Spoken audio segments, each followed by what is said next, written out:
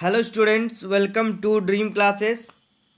जल्दी से जुड़िए आज की इस क्लास में। जैसा कि आप सभी स्टूडेंट को थंबनेल में दिख रहा होगा कि आज का जो ये हमारा टॉपिक होने वाला है वो काफ़ी मज़ेदार होने वाला है।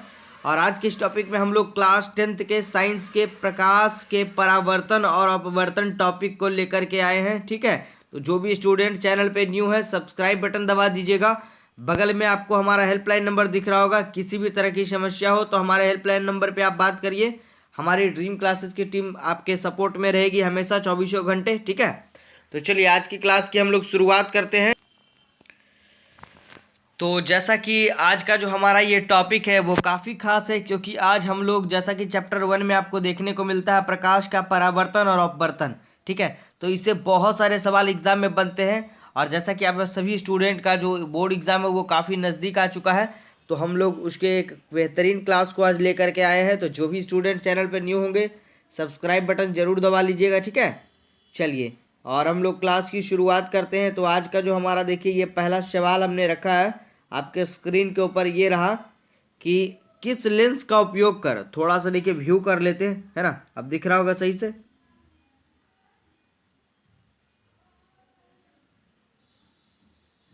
चलिए ठीक है, ये देखिए सवाल हमारा कह रहा है कि किस लेंस का उपयोग कर दीर्घ दृष्टि दोष को संशोधित किया जा सकता है।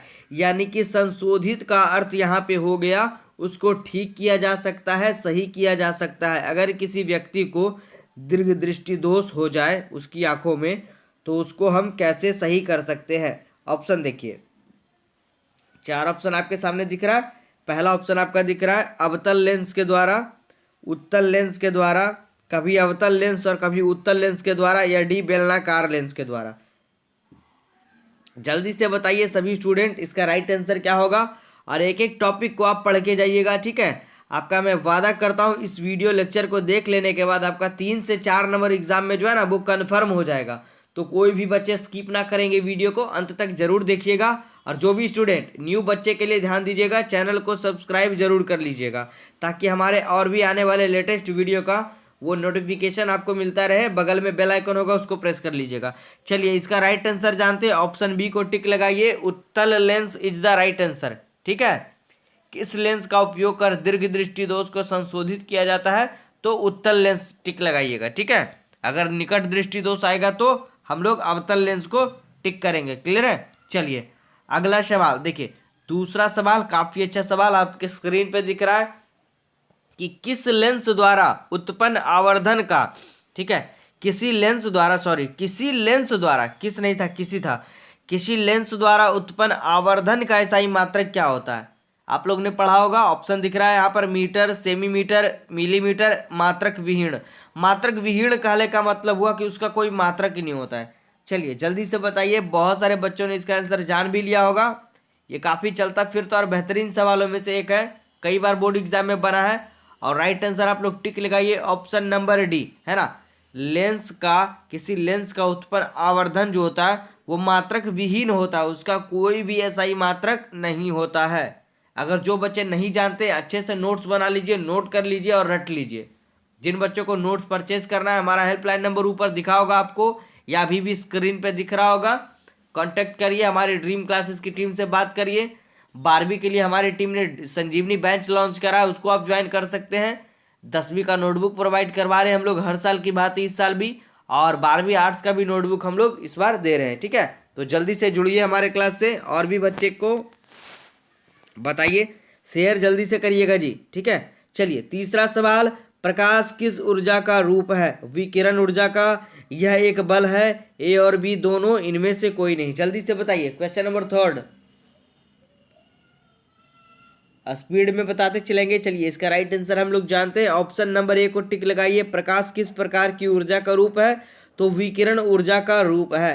क्लियर है, आगे बढ़ते देखिए 4th नंबर सवाल पे कह रहा प्रकाश तरंगे किस तरंग की तरंगे हैं। ठीक है, ध्वनि तरंगों के समान है, विद्युत चुंबकीय तरंगे हैं, कोई तरंग नहीं है, इनमें से कोई नहीं। जल्दी से बताइए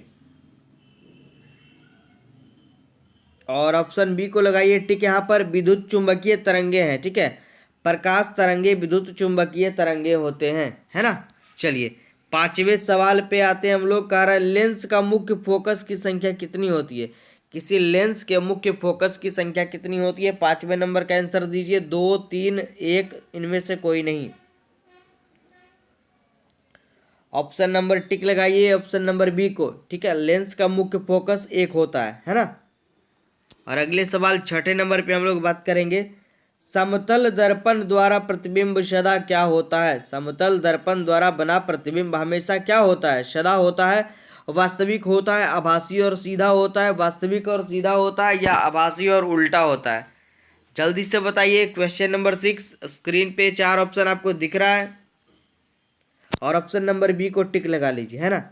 समतल दर्पण द्वारा बना प्रतिबिंब सदा आभासी और सीधा होता है।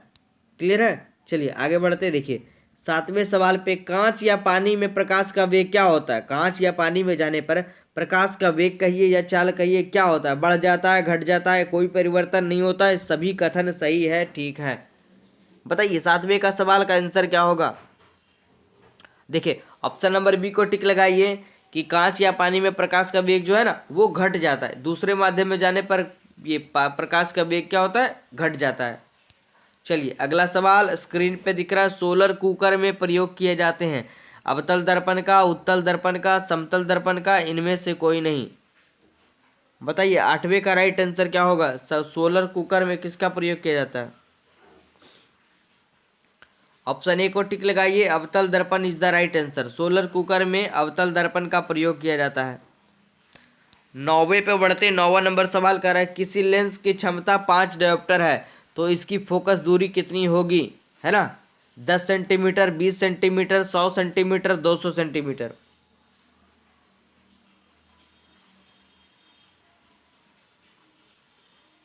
राइट आंसर इसका हो जाएगा ऑप्शन नंबर बी। एक लेंस की क्षमता 5 डायोप्टर है तो इसकी फोकस दूरी 20 सेंटीमीटर होगी। क्लियर है। आगे बढ़े।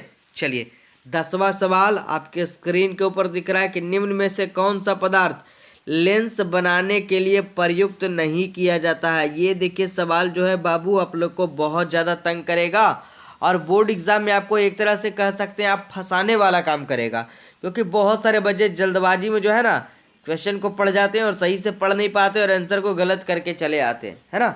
सवाल को ध्यान से पढ़िएगा। देखिए यहाँ पर नहीं पे गौर नहीं कर पाते हैं बच्चे। सवाल कह रहा है कि निम्न में से कौन सा पदार्थ लेंस बनाने के लिए प्रयुक्त नहीं किया जाता है। 4 ऑप्शन है जल, कांच, प्लास्टिक, मिट्टी।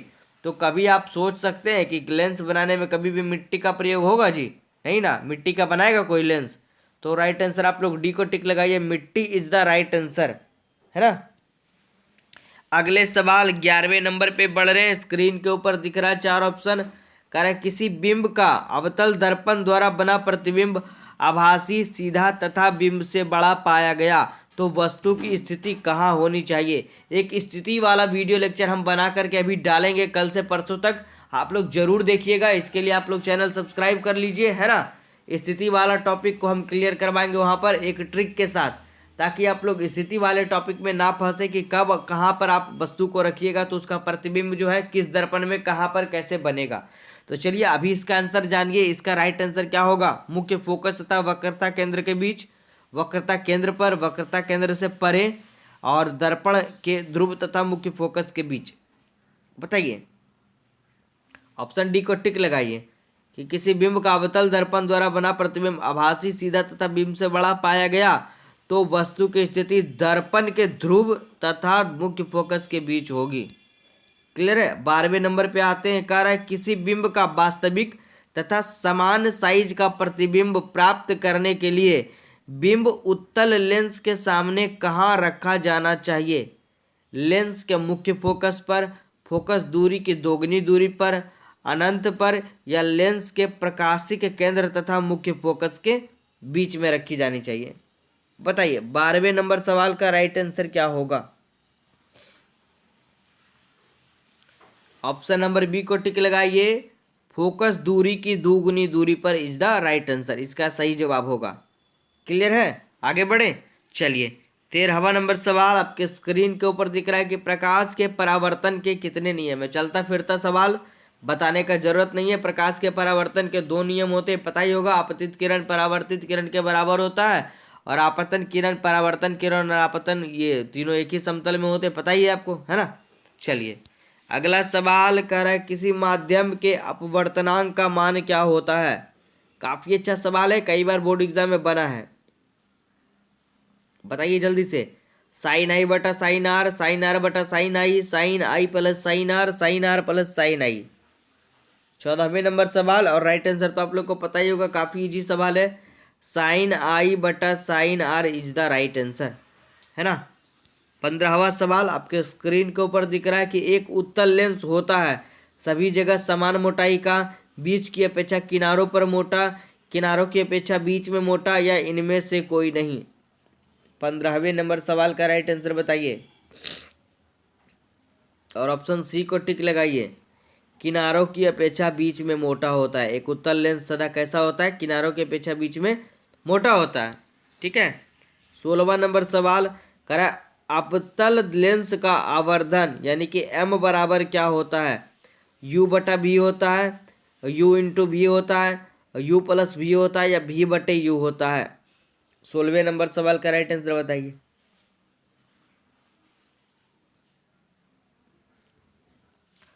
अब ये देखिए ऑप्शन नंबर डी को टिक लगाइए, अवतल लेंस का आवर्धन m बराबर v बटे u होगा, है ना। चलिए आगे बढ़े। देखिए 17वां नंबर सवाल करे, गोलीय दर्पण में फोकसांतर एवं वक्रता त्रिज्या के बीच क्या संबंध होता है। r बराबर 2f होता है, f बराबर r होता है, r बटे ये 2 बटे r होता है, या r बराबर f बटा 2 होता है। काफी अच्छा सवाल है जी, कई बार बोर्ड एग्जाम में बना है, इसको भी लगाइए और आप लोग ध्यान से इसको पढ़ के जाइएगा। ऑप्शन नंबर ए इसका सही जवाब होगा। वक्रता त्रिज्या बराबर 2 गुने फोकस दूरी, यानी r बराबर 2f is the right answer, है ना। चलिए बढ़े आगे। 18वें नंबर सवाल पे कह रहा है, 1 मीटर फोकस दूरी वाले उत्तल लेंस की क्षमता क्या होगी। -1 डायोप्टर, 1 डायोप्टर, 2 डायोप्टर, 1.5 डायोप्टर। 18वां सवाल काफी अच्छा सवाल, और ऑप्शन बी को टिक लगाइए। 1 मीटर फोकस दूरी वाले उत्तल लेंस की क्षमता 1 डायोप्टर होगी, है ना। अगले सवाल 19वें नंबर पे हम लोग बढ़ रहे हैं।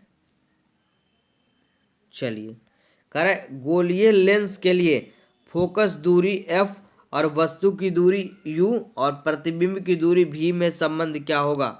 जल्दी से बताइए। ऑप्शन दिख रहा है 1/v प्लस 1/u बराबर 1/f, या 1/v माइनस 1/u बराबर 1/f, या 1/, ये देखिए ऑप्शन सी को ध्यान से देखिए, -1/v प्लस 1/u बराबर 1/f, और डी नंबर कह रहा है 1/v प्लस 1/u बराबर -1/f। जल्दी से जब आपको टिक करिए 19वें नंबर सवाल का। ऑप्शन नंबर बी को टिक लगाइए। 1/v minus 1/u equal to 1/f is the right answer. एक फॉर्मूले के तौर पे ये काम करेगा। काफी बेहतरीन सवाल है आपके बोर्ड एग्जाम के लिए, इसको BBL लगा लीजिए, कई बार बोर्ड एग्जाम में पूछा गया है ना। आगे बढ़े। चलिए 20वां नंबर सवाल आपके स्क्रीन पे दिख रहा है, और ये बहुत ही बेहतरीन सवाल है। इस बार आप लोग पढ़ के जाइएगा कि किसी शब्दकोश में पाए गए छोटे अक्षरों को पढ़ते समय आप निम्न में से कौन सा लेंस पसंद करेंगे, है ना। ऑप्शन ए दिख रहा है 50 सेंटीमीटर फोकस दूरी का उत्तल लेंस वाला, 50 सेंटीमीटर फोकस दूरी का अवतल लेंस वाला, 5 सेंटीमीटर फोकस दूरी का उत्तल लेंस वाला, या 5 सेंटीमीटर फोकस दूरी का अवतल लेंस वाला। बताइए 20वें नंबर सवाल का राइट आंसर, और ऑप्शन नंबर बी को टिक लगाइए। 50 सेंटीमीटर फोकस दूरी वाले अवतल लेंस का हम लोग वहां पर प्रयोग करेंगे। क्लियर है। चलिए आगे बढ़ते 21वें नंबर सवाल पे। कह रहा प्रकाश तरंग का उदाहरण क्या है। ध्वनि तरंग, विद्युत चुंबकीय तरंग, पराबैंगनी तरंग, इनमें से कोई नहीं। 21 नंबर।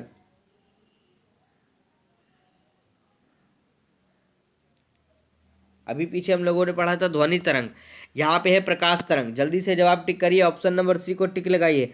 प्रकाश तरंग का उदाहरण है पराबैंगनी तरंग। क्लियर है। चलिए अगला 22 नंबर, काफी अच्छा सवाल है, बहुत बार घुमा कर बोर्ड एग्जाम में पूछा जाता है यह सवाल, कि कौन सा लेंस अपसारी लेंस भी कहलाता है ना। देखिए 4 ऑप्शन, अवतल लेंस, उत्तल लेंस, अवतल एवं उत्तल दोनों लेंस, इनमें से कोई नहीं। 22 का राइट आंसर बताइए जी, क्या होगा इसका राइट आंसर। चलिए, तो इसका राइट आंसर बताइए आप लोग क्या होगा 22वें नंबर सवाल का। और इसका देखिए थोड़ा सा मिस्टेक हो गया यहाँ पे टाइपिंग में, कोई दिक्कत नहीं। ऑप्शन नंबर ए को टिक लगाइए, ठीक है। अवतल lens is the right answer. अगले सवाल पे बढ़ रहे हैं हम लोग 23 नंबर पे, कि किस दर्पण द्वारा प्रतिबिंब सीधा एवं छोटा होता है? उत्तल दर्पण, अवतल दर्पण, समतल दर्पण, इनमें से कोई नहीं, ठीक है। चलिए बताइए 24वें नंबर सवाल का जवाब क्या होगा, कि अवतल दर्पण है अभिसारी अपसारी, अभिसारी अपसारी दोनों, इनमें से कोई नहीं, ठीक है। क्या होगा इसका राइट आंसर? 4 ऑप्शन दिख रहा है आपको, और ऑप्शन नंबर ए को टिक लगाइए, अवतल दर्पण अभिसारी दर्पण कहलाएगा, ठीक है। चलिए 25वां सवाल आपके स्क्रीन पे दिख रहा है, कि उत्तल दर्पण से बना प्रतिबिंब हमेशा क्या होगा? काल्पनिक एवं छोटा होगा, काल्पनिक एवं आवर्धित होगा, वास्तविक एवं छोटा होगा, या वास्तविक एवं आवर्धित होगा? बताइए 25 का राइट आंसर क्या होगा? ऑप्शन नंबर ए को टिक लगाइए, काल्पनिक एवं छोटा इज द राइट आंसर, ठीक है। चलिए 26वां नंबर सवाल देखिए, समतल दर्पण द्वारा बना प्रतिबिंब हमेशा क्या होता है? वास्तविक होता है, काल्पनिक होता है, कभी वास्तविक तो कभी काल्पनिक होता है, या इनमें से कोई नहीं? 26वें नंबर सवाल का आंसर दीजिए आप लोग। ऑप्शन नंबर बी को टिक लगाइए, समतल दर्पण द्वारा बना प्रतिबिंब हमेशा काल्पनिक होता है। क्लियर है? चलिए 27वां नंबर सवाल, थोड़ा सा ये प्रॉब्लम आ रहा स्क्रीन पर, ठीक है। अब चलिए सही है। कह रहा है काल्पनिक प्रतिबिंब हमेशा होता है सीधा होता है, उल्टा होता है, तिरछा होता है, औंधा होता है। बताइए 27वें नंबर का right answer. Option number A को टिक लगाइए, काल्पनिक प्रतिबिंब हमेशा सीधा होता है ना। चलिए 28वां नंबर सवाल आपके स्क्रीन पे दिख रहा है, कि एक अवतल दर्पण में वस्तु की स्थिति ध्रुव और फोकस के बीच होती है, तो उसका प्रतिबंध क्या होगा? ठीक है, या प्रतिबिंब बोलिए, यहाँ पर लिखने में थोड़ा सा मिस्टेक हो गया है। वास्तविक और बड़ा बनेगा, वास्तविक और छोटा बनेगा, काल्पनिक और छोटा बनेगा, और काल्पनिक और बड़ा बनेगा। जल्दी से बताइए 28वें नंबर का, और आप लोग इसके आंसर को डी को टिक लगाइए, काल्पनिक और बड़ा बनेगा, है ना। 29वां नंबर सवाल स्क्रीन पे दिख रहा है, बहुत ही अच्छा सवाल है, कि गोलीय दर्पण के ध्रुव और फोकस के बीच की दूरी को क्या कहेंगे? अक्ष कहेंगे, फोकसांतर कहेंगे, वक्रता त्रिज्या कहेंगे, या वक्रता व्यास कहेंगे? गोलीय दर्पण और ध्रुव के फोकस के बीच की दूरी, ऑप्शन नंबर बी को टिक लगाइए, फोकसांतर इज द राइट आंसर, ठीक है। और ये देखिए 30वां नंबर सवाल आपके स्क्रीन पर, काफी वीवीआई सवाल, बोर्ड एग्जाम में कई बार ये पूछा गया है, कि हजामत बनाने में प्रयोग किया जाता है उत्तल दर्पण का, है ना, अवतल दर्पण का, समतल दर्पण का, उपयुक्त तो तीनों का। क्वेश्चन नंबर 13 का, है ना। और ऑप्शन नंबर बी को टिक लगाइए, अवतल दर्पण is the right answer. Clear है? आगे बढ़ते, सोलर कुकर में प्रयोग किया जाता है, बहुत ही अच्छा सवाल है, कई बार बोर्ड एग्जाम में बना है। अवतल दर्पण का, उत्तल दर्पण का, समतल दर्पण का, उत्तल तथा अवतल दोनों दर्पण का। बताइए 31वें सवाल का जवाब क्या होगा जी? और ऑप्शन ए को टिक लगाइए, ये बहुत ही प्रीवियस ईयर सवाल है आपका, बहुत बार बोर्ड एग्जाम में बना है, कि सोलर कुकर में प्रयोग किया जाता है तो अवतल दर्पण का। क्लियर है? चलिए 32वां सवाल आपके स्क्रीन के ऊपर दिख रहा है, और ये भी बहुत ही अच्छा सवाल है, कि सर्च लाइट का परावर्तक सतह होता है, किसका बना होता है? उत्तल दर्पण दर्प का, या दर्पण का कह सकते हैं, अवतल दर्पण का, समतल दर्पण का, या उत्तल और अवतल दोनों प्रकार के दर्पण का। 32वें नंबर का राइट आंसर टिक लगाइए, ऑप्शन नंबर बी को टिक लगाइए, है ना। सर्च लाइट का परावर्तक सतह अवतल दर्पण का बना होता है। क्लियर है? चलिए 33वां नंबर सवाल, कि रोगियों की नाक कान गले आदि की जांच के लिए प्रयोग किया जाता है या करते हैं? अवतल दर्पण का, उत्तल दर्पण का, अवतल लेंस का, उत्तल लेंस का। 33वां नंबर सवाल आपके स्क्रीन पे, और ऑप्शन नंबर सी को टिक लगाइए, इसका राइट आंसर हो जाएगा अवतल लेंस का। रोगियों की नाक कान गले आदि की जांच के लिए प्रयोग करते हैं डॉक्टर, अवतल लेंस का, है ना। चलिए और 34 नंबर सवाल काफी अच्छा, यह भी सवाल है कि उत्तल लेंस में बना प्रतिबिंब हमेशा क्या होगा, बराबर और सीधा होगा, वास्तविक और उल्टा होगा, वास्तविक और सीधा होगा, या इनमें से कोई नहीं। 34 number option number B, option number B को टिक लगाइए, वास्तविक और छोटा इसका सही जवाब होगा, है ना। और आज के इस टॉपिक का हमारा सबसे अंतिम और सबसे बेहतरीन सवाल आपके स्क्रीन पे दिख रहा है कि अवतल लेंस द्वारा क्या होता है, केवल आभासी प्रतिबिंब बनते हैं, केवल वास्तविक प्रतिबिंब बनते हैं, या वास्तविक और काल्पनिक दोनों प्रकार के प्रतिबिंब, यहाँ पे मिस्टेक है लिखा हुआ, देखिए प्रतिबिंब यहाँ पे होगा, समझिएगा आप लोग, है ना, बनते हैं, या इनमें से कोई नहीं। चलिए जल्दी से इसका जवाब टिक लगाइए, ये काफ़ी इंपॉर्टेंट सवाल है आपके बोर्ड एग्जाम के लिए। और ऑप्शन नंबर ए को आप लोग याद करके जाइएगा कि अवतल लेंस द्वारा, है ना, केवल आभासी प्रतिबिंब बनते हैं, ठीक है। तो चलिए आज के इस क्लास में हम लोग इतना ही रहने देते हैं, तब तक के लिए एकदम वीडियो को शेयर कर दीजिए, और अगर वीडियो पसंद आया हो ये क्लास तो आप लोग लाइक का बटन दबाना ना भूलें, और जो भी स्टूडेंट न्यू है चैनल पे सब्सक्राइब बटन दबा दीजिए, और इसी तरह के लेटेस्ट वीडियो पाने के लिए हमारे चैनल के बेल आइकन को प्रेस कर दीजिए, ताकि अगले आने वाले नए वीडियो का नोटिफिकेशन आपको मिल सके, ठीक है। चलिए तब तक के लिए ऑल द बेस्ट, अपनी तैयारी को जारी रखिए और ड्रीम क्लासेस पे अपना सपोर्ट बनाए रखिए।